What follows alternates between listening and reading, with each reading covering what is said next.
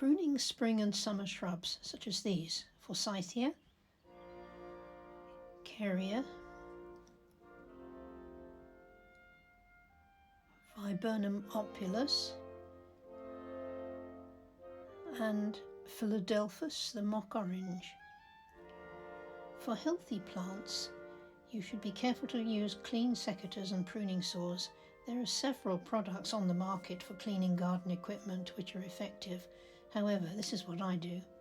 I pour a tablespoon of washing up liquid into a bucket, scour the blades with an abrasive pad to remove any stuck-on sap or dirt, rinse the secateurs thoroughly in warm water, rub the blades with oil to prevent rust. Now you're ready for start pruning. First, you must decide why you want to prune. Do you want to tidy and rejuvenate an old, overgrown shrub that has outgrown its position, or merely to keep an existing shrub tidy?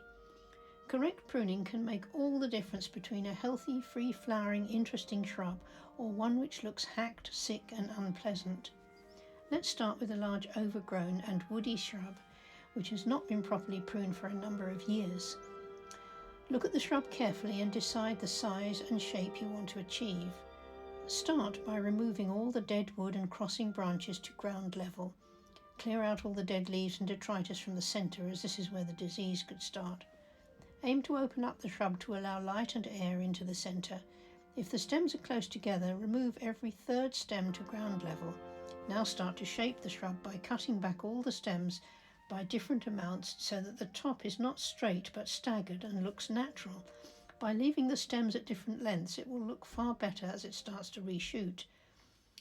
Best to leave a little shorter than the finished desired height, as it will soon grow, and don't worry if the shrub looks a bit leggy at this stage. You can tidy it up again in a few weeks when it's growing well. Just a note here about pruning buddleia shrubs.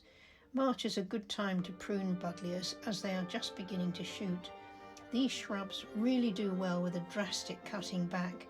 Prune all branches to a bud about 8 inches, 20 centimetres from the ground. This will result in a shrub that is healthy, fast growing and producing many flowers for the butterflies. Pruning shrubs to tidy. Now let's look at shrubs which need pruning to keep them tidy in their allotted space and to produce a healthy and attractive plant.